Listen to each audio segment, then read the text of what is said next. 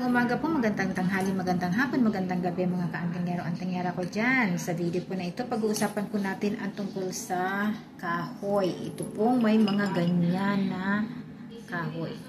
So, ano nga po ba ang bertod nito? Ano ang katangian ng kahoy na yung mga ano niya? Yung mga ring niya, yung mga paikot-ikot po ano. So, alam po naman po natin na pag ganito ang kahoy, ganyan po, yan yung edad ng kahoy. Ano po? So, pero sa sitwasyon po na ito, pag-usapan natin ang spiritual na katangian.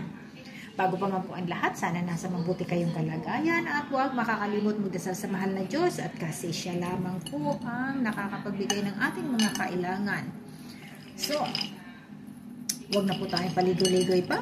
Huwag na natin sayangin ang araw ninyo, ang oras. So, ito na po. Ano nga po ba ang katangian ng ganitong kahoy? So, ito po, makikita ninyo, ito ay mga yung pinutol po siya. So, at kinuha po, pinagputol-putol. At ito ay bigay lamang po sa akin. So, ayan, ano po. At saan naman itong magandang gamitin? So, alam po natin, again, ulitin ko po, ang kahoy, ganyan, ay yung edad niya. So, at anuman ang memory ng kahoy.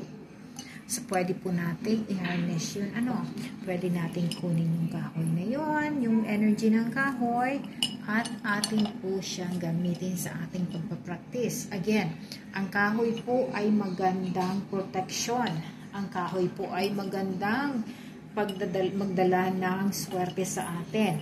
So, ang ganito po, pwede po natin gawing pendant, At ako po, meron naman ako ganito na mga, ginagawa ko po na bracelet, earrings po, kasi mahilig ako ganito. Kapag ako ay nagre-ritual, ginagamit ko po sila. So, kanya-kanya ang, jewelry na ginagamit ko. So, paano po ba gagamitin ito? Balutin po ito ng green na yamet, balutin siya ganyan, tapos talian po. So, kahit po anong sinulid, pwede talian, tapos ilagay lamang po sa bag. So, ang maganda po kasi nito, kasi ang kahoy ay nagdadala siya ng magandang enerhiya sa atin.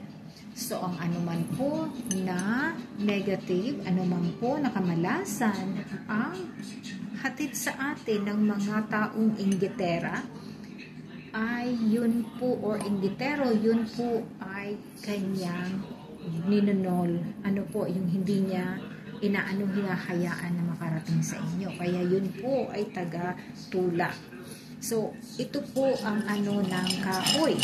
Ang niya, yung katangian niya, yung bertud ng kahoy. Maganda po ito na dala-dala lagi. Hawak-hawak kapag ikaw po ay nag-uupo. Ganyan po. So, lamang, lalaro-laruin mo lamang kapag wala kang ginagawa kasi ito ay nagbibigay ng magandang enerhiya. So, nire-recycle niya po yung negative energy to positive energy. So, kung hinahawakan mo po, ina-absorb niya yung negative energy, tapos ibibigay naman yung positive energy. So, ang isa pa pong maganda na gagamitan ito ay pangpahalina ng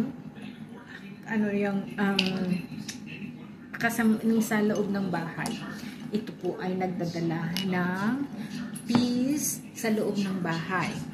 So, yung pong ganyan basta yung ganitong kahoy, ayan, yung ganyan po na may yung ring, yung talagang kitang-kita ang niya, So, yan pong ganyan ang hahanapin ninyo. Ganyan. So, kasi yan po ay nagdadala ng magandang samahan sa loob ng bahay. Ano po siya, walang awayan.